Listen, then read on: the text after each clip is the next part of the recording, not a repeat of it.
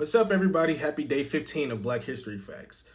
We made it halfway through, and I'm hoping that I'm really teaching you guys American and Black history, and I'm hoping that is having some type of impact on y'all life.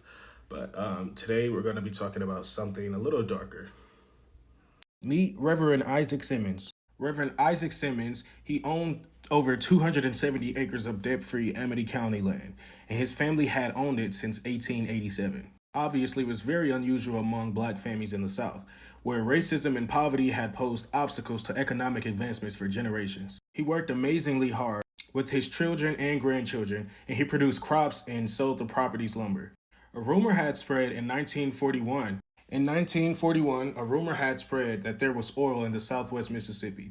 A group of 6 white men then took it upon themselves to decide that they had to have Simmons' land, and they warned the Reverend to stop cutting lumber. Reverend Simmons consulted a lawyer to work out the dispute and ensure his children would be sole heirs of the property.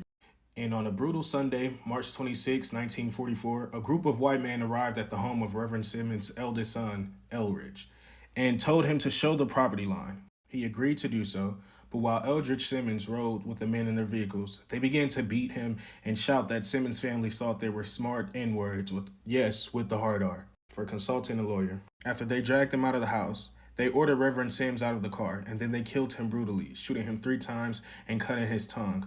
The 6 monsters then let Elridge Simmons go, but told him he and his relatives had 10 days to abandon the family property. And of course, these 6 men that committed the lynching, they took possession of the land. The sheriff vouched for the man, saying that Simmons had met his death at the hands of parties unknown, even though his son, Eldridge, and his daughter, Laura, were present and able to identify by name at least 4 of the 6 men responsible. His family then fled to Amity County over the next 2 days, fearing for their lives. Before their father's funeral on March 29th, his eldest son remained in Amity for his father's funeral but was taken into police custody the next day, supposedly for his own protection. Unfortunately, only one of the 6 men responsible for his death were prosecuted. Just reading his story gave me chills, and nothing but hurt is inside my heart. I know this video was a little heavier than usual, but as we shift over to the later half of the month, that's how all the videos will be, because they're truly, 1 month doesn't cover all of our history and all of what happened to us.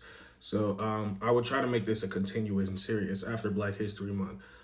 But as of right now, stay black, stay unified.